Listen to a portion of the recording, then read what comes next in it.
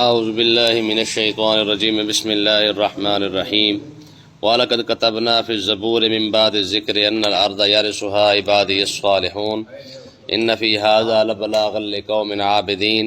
وَمَا أَرْسَلْنَاكَ إِلَّا رَحْمَةً لِلْعَالَمِينَ۔ اللہ تبارک و تعالی نے ارشاد فرمایا کہ وَلَقَدْ كَتَبْنَا فِي الزَّبُورِ مِن بَعْدِ الذِّكْرِ، ہم نے زبور کے اندر بھی اور زبور سے پہلی والی کتابوں کے اندر بھی یہ بات لکھ دی تھی، یعنی اپنا یہ فیصلہ لکھ دیا تھا کہ ان الارض یارثھا، کہ جنت کی زمین کے جو وارث ہیں عبادی الصالحون، وہ میرے نیک بندے ہوں گے۔ مطلب یہ ہے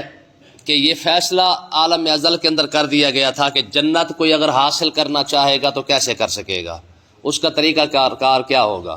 میں پہلی شرط یہی ہوگی کہ میرے بندے مجھے مانے، میرے نبیوں کو مانے، ایمان لائیں۔ ایمان لانے کے بعد فرمایا جو بندہ جتنا زیادہ عبادت کرتا جائے گا اتنا زیادہ جنت کے اندر اس کا درجہ بڑھتا جائے گا۔ جس طرح ہماری دنیاوی زندگی کے اندر جب کوئی بندہ نوکری کرتا ہے تو اس کے ترقی کے چانس ہوتے ہیں، وہ جتنی زیادہ محنت کرتا جاتا ہے اتنا زیادہ اس کی ترقی ہوتی جاتی ہے۔ اسی طریقے سے جنت کے معاملات ہیں، اور اس کے 8 جو درجے رکھے گئے ہیں وہ اسی وجہ سے رکھے گئے ہیں۔ فرمایا کہ جیسے ہی بندہ جتنی زیادہ محنت کرے گا جنت کے اندر اس کا زیادہ درجہ اتنا زیادہ بڑھتا جائے گا۔ تو اللہ تعالیٰ نے ارشاد فرمایا ہم نے یہ عالم ازل کے اندر فیصلہ کر کے تمام کتابوں کے اندر لکھ دیا تھا، جتنے بھی صحیفے نازل ہوئے، جتنی بھی کتابیں نازل ہوئی، سب کے اندر یہ بات درج کر دی گئی، لکھ دی گئی کہ کیا کہ ان الارض یارثھا عبادی الصالحون، کہ جنت کی زمین جو ہے وہ مفت نہیں ہے، وہ فری نہیں ہے، صرف خالی کلمہ پڑھنے سے نہیں ملے گی، بلکہ عبادی الصالحون، نیک اور صالح لوگوں کو ملے گی۔ جتنا زیادہ نیک ہوگا اتنا ہی زیادہ جنت کا حقدار بھی ہوگا۔ تو اب یہ مسئلہ ہمیں سمجھ آ جانا چاہیے کہ ہم وہ جو لوگ نعرہ لگاتے ہیں کہ جناب ہم نے خالی کلمہ پڑھ رکھا ہے تو اللہ تعالیٰ ویسے میں بخش دے گا، جنت ہم جنتی بن گئے ہیں، تو یاد رکھے صرف کلمہ پڑھنے سے بندہ جنتی نہیں بن رہا ہے، جنت کا جو حقدار بن رہا ہے وہ اعمال بھی ساتھ ہی کرنے پڑ رہے ہیں۔ جتنے اعمال زیادہ اچھے ہوں گے جنت کے اتنا زیادہ قریب ہوگا۔ آقا علیہ السلام نے بخیل اور کنجوس اور سخی کے بارے میں مثال دی۔ حضور نے ارشاد فرمایا جو سخی بندہ نا، سخی بندہ،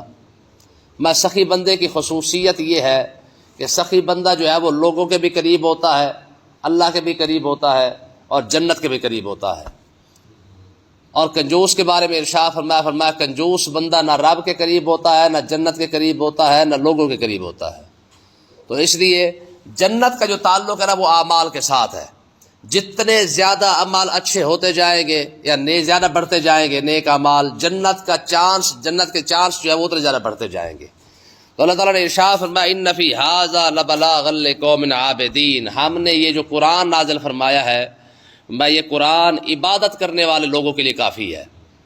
ہاں، جس بندے کا عبادت میں ذوق ہے نا اس کے لیے قرآن کافی ہے، جتنا مرضی وہ چاہے بھاگ لے، لیکن اگر عبادت کا شوق رکھتا ہے تو اس کے لیے قرآن سے بڑھ کر اور کوئی شے نہیں ہو سکتی ہے۔ اللہ تعالیٰ نے ارشاد فرمایا میرے 2 بندے، ایک ایسا بندہ جو مجھ سے دعا مانگتا ہے کہ یا اللہ وہ بھی عطا فرما، وہ بھی عطا فرما، وہ بھی عطا فرما، میں ایک وہ بندہ جو صرف خالی قرآن پڑھتا رہتا ہے، دعا نہیں مانگتا مجھ سے، میں اس کی قرآن کی مصروفیت کی وجہ سے میں اسے مانگنے والے سے زیادہ جلدی عطا فرماتا ہوں۔ یعنی ایک بندہ دعا مانگ رہا ہے کہ یا اللہ مجھے فلانی چیز عطا فرما، ایک بندہ دعا نہیں مانگتا خالی قرآن ہی پڑھتا رہتا ہے، تو اللہ تعالیٰ نے ارشاد فرمایا اس کے دل کی جو مراد ہوتی ہے نا میں اس مانگنے والے سے زیادہ جلدی اسے دیتا ہوں۔ تو اس لیے علماء فرماتے ہیں جب کوئی کام ہونا اللہ تعالیٰ سے کچھ مانگنا چاہیں تو اس کا بہترین طریقہ یہ ہے کہ اس چیز کی نیت کر کے قرآن پڑھنا شروع کر دیں بجائے رب سے مانگنے کے۔ یعنی وہ دل میں نیت ہو اور دل میں نیت کر کے جو ہے وہ اللہ تعالیٰ کی بارگاہ اقدس میں قرآن پڑھنا شروع کر دے، رب اس نیت کی وجہ سے جو ہے وہ قرآن پڑھنے کی وجہ سے اللہ تعالیٰ وہ چیز بھی عطا فرما دے گا۔ تو اللہ تعالیٰ نے ارشاد فرمایا محبوب وما ارسلناک الا رحمۃ للعالمین، ہم نے آپ کو تمام کائنات کے لیے رحمت بنا کے بھیجا ہے۔ کیا مطلب ہے اس کا؟ کہ پوری کائنات پر، پوری زمین پر حضور جہاں بھی مخلوق موجود ہے اللہ تعالیٰ کا نبی سب کے لیے رحمت ہے۔ چاہے حضور کو کوئی مانے تب بھی حضور اس کے لیے رحمت ہے، چاہے کوئی حضور کو نہ مانے حضور اس کے لیے بھی رحمت ہے۔ آج بھی دیکھیں جتنے کافر ہیں، گستاخ ہیں، جو کچھ بھی ہے وہ نہیں مانتے حضور کو، لیکن حضور کی رحمت کی وجہ سے آج وہ بھی بچے ہوئے ہیں۔ اور اس دنیا میں کائنات پر جو عذاب نہ آنے کی جو وجہ یہ ہے کہ آقا علیہ الصلوۃ والسلام کی رحمت کی وجہ سے اللہ تعالیٰ نے پوری زمین کو امن عطا فرما دیا ہے، پوری کائنات کو۔ اب جہاں بھی جو کچھ ہو رہا ہے وہ صرف اور صرف اس کا حساب کتاب جو قیامت پر رکھ دیا گیا ہے، وگرنہ حضور کی رحمت کی وجہ سے جو ہے وہ اللہ تعالیٰ نے پوری روئے زمین سے جو مطلقاً عذاب ہے وہ اٹھا لیا ہے۔ حالانکہ پہلے کیا ہوتا تھا کہ امت نے نافرمانی کی نہیں اور عذاب آیا نہیں، اور آج یہ امت سارا کچھ کرنے کے باوجود بھی بچی ہوئی ہے۔ اس کی وجہ کیا ہے کہ اللہ تعالیٰ کے نبی کی رحمت کی وجہ سے بچی ہوئی ہے۔ اگر حضور کی رحمت نہ ہوتی تو پھر یہ آج شاید کوئی بھی نہ بچتا، کیونکہ جتنے گناہ آج ہم کر رہے ہیں، حالانکہ جتنے گناہ پچھلی امتوں نے کیے نا وہ ایک ایک گناہ تھا، یعنی ہر امت ایک ایک گناہ کی وجہ سے پکڑی گئی ہے، اور یہ امت وہ سارے گناہ کر رہی ہے۔ کوئی ناپ تول کی وجہ سے پکڑا گیا ہے، کوئی بےمانی کی وجہ سے پکڑا گیا، کوئی شراب کی وجہ سے، کوئی زنا کی وجہ سے، کوئی قتل کی وجہ سے، کوئی کسی وجہ سے۔ آج یہ امت کے اندر سارا کچھ موجود ہے، لیکن اس کے باوجود بھی اگر بچی ہوئی ہے تو اس کی وجہ صرف اور صرف یہ ہے ما کان اللہ لیعذبہم وانت فیہم۔ اللہ تعالیٰ نے ارشاد فرمایا محبوب جب آپ ان میں تشریف فرما ہے تو رب ان کو عذاب کیسے دیتے، صرف اتنی سی بات ہے۔ اور آگے اللہ تعالیٰ نے ارشاد فرمایا محبوب آپ ان کو فرما دے قل انما یوحی الی انما الہکم الہ واحد۔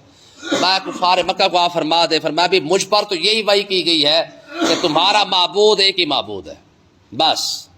ہاں خدا ایک ہی ہے، مجھ پر یہی وحی کی گئی ہے۔ فہل انتم مسلمون، پھر بھی تم مسلمان نہیں ہوگے، پھر بھی تم کلمہ نہیں پڑھو گے، میں جتنے بھی تم نے خدا بنا رکھے ہیں یہ تو بے بس خدا ہے، ان کی تو اوقات ہی کوئی نہیں ہے، خدا صرف اور صرف ایک ہی ہے، اسی وجہ سے یہ سارا نظام چل رہا ہے۔ اگر خدا زیادہ ہوتے تو نظام کبھی نہ چل سکتا۔ میں اللہ تعالیٰ نے مجھ پر یہی وہی فرمائی ہے کہ میرے محبوب میرے بندوں کو بتا دے کہ یہ پوری کائنات کے نظام کا چلنا یہ دلیل یہی ہے کہ خدا ایک ہے۔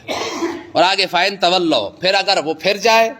منہ پھیر لے اس بات سے کہ مجھے نہیں مانتے ہیں، تو فقل آپ ان کو محبوب ارشاد فرما دیں اذنتکم علی سواء، میں نے تو تمہیں برابر سمجھا دیا ہے، جتنا تمہیں سمجھا سکتا تھا میں نے تمہیں سمجھا دیا ہے، دلیلیں دے دی ہے، معجزات دکھا دی ہے، قرآن دکھا دیا ہے، سب کچھ تمہیں دکھا دیا ہے، پھر بھی اگر تمہیں سمجھ نہیں آتی ہے وَإِنْ أَدْرِي أَقَرِيبٌ أَمْ بَعِيدٌ مَا تُوعَدُونَ، میں پھر مجھے نہیں پتا کہ اللہ تعالیٰ کو تمہیں جلدی عذاب دے گا یا دور وقت بعد میں عذاب دے گا۔ ما توعدون، جو تمہارے ساتھ وعدہ کیا گیا ہے وہ قریب ہے یا دور ہے، پھر وہ وعدہ عذاب کا جو ہے پورا ہو جائے گا، چاہے وہ دنیا کے اندر ہو جائے چاہے وہ آخرت میں جا کے ہو جائے، کیونکہ اگر تم نے ماننا نہیں ہے تو انہ یعلم الجہر من القول ویعلم ما تکتمون، فرمایا کہ میرے رب کی شان یہی ہے کہ جو کچھ تم بلند آواز سے بات کرتے ہو وہ بھی جانتا ہے، اور جو تم اسلام کے خلاف سازشیں خفیہ سازشیں کرتے ہو وہ بھی جانتا ہے۔ اور رب کی بارگاہ میں کون سی بات جو ہے چھپی ہوئی ہے؟ میں جو بھی تم کر رہے ہو چاہے وہ بلند آواز سے کرو، اسلام کے خلاف باتیں کرو، اسلام کے خلاف جو ہے وہ میٹنگیں کرو،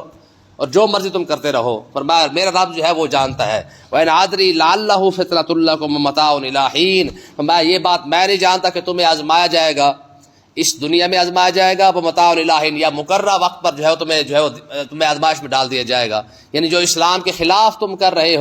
ہو سکتا ہے دنیا کے اندر تمہیں آزمائش میں ڈالا جائے، تمہیں عذاب دے دیا جائے، یا یہ بھی ہو سکتا ہے کہ دنیا سے تمہیں بچا کر آخرت میں تمہیں عذاب دے دیا جائے۔ قال ربحکم بالحق، اے محبوب آپ ان کو یہ فرما دیں کہ نبی پاک صلی اللہ علیہ وسلم نے عرض کی کہ ربحکم بالحق، اے پروردگار، اب یہ حضور کی دعا ہے کہ اللہ تعالیٰ کے بارگاہ اقدس میں حضور نے دعا مانگی کہ ربحکم بالحق، اے پروردگار ہمارے اور کافروں کے درمیان حق کے ساتھ فیصلہ فرما دے۔